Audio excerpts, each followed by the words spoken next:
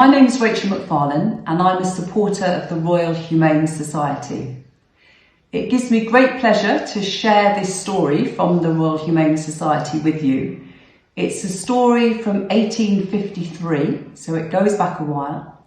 And to put that in context, 1853 was the year when the Crimean War started, and it was also the year that saw the very first pillar box erected in the UK in the town of Carlisle. This story really appeals to me because of the antiquated language in which it's told. It's a story of great courage and bravery, but it's a story with a rather ambiguous ending, and I find that intriguing and interesting as well.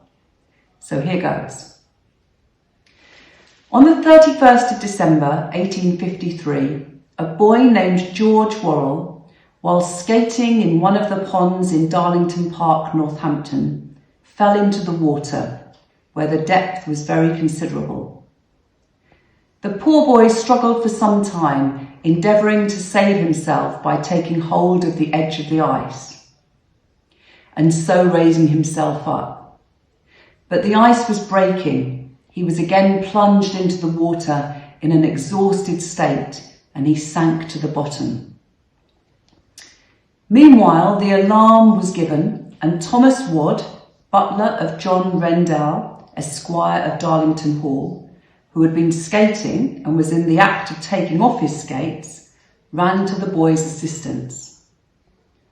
Seeing the body come up to the surface, as it was supposed for the last time, he laid himself flat on the ice so as to make his weight press equally over a larger space. Thus he grasped the clothes of the boy and endeavoured to haul him out of the water. The ice, however, gave way under the great efforts used, and both of them were plunged into the water, the boy's body sinking to the bottom. Thomas Wadd, being a good diver, after some time managed once more to get hold of the boy's clothes and to bring him to the surface. But being exhausted, he found himself quite unable to swim ashore and drag the body with him.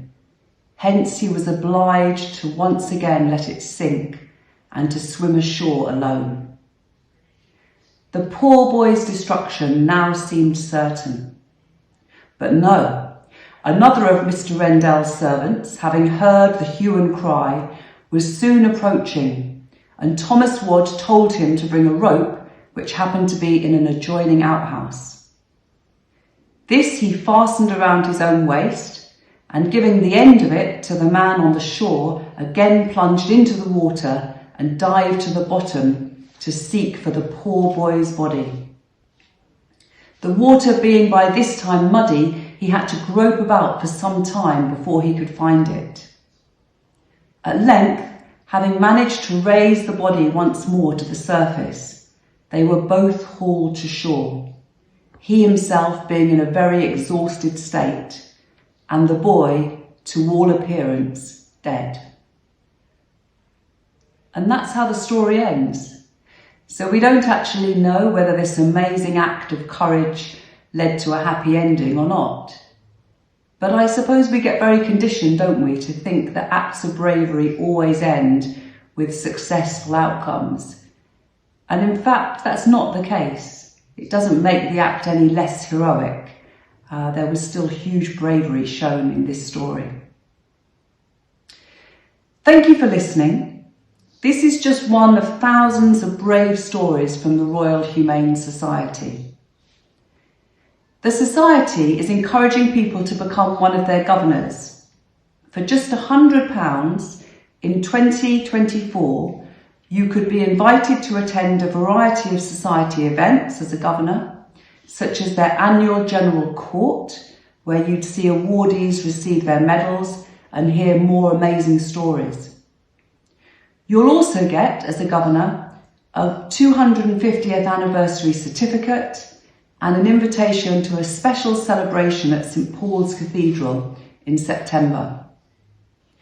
So if you'd like to find out more about the Royal Humane Society and their amazing work, do visit their website and support them however you can in their 250th anniversary year. Thank you.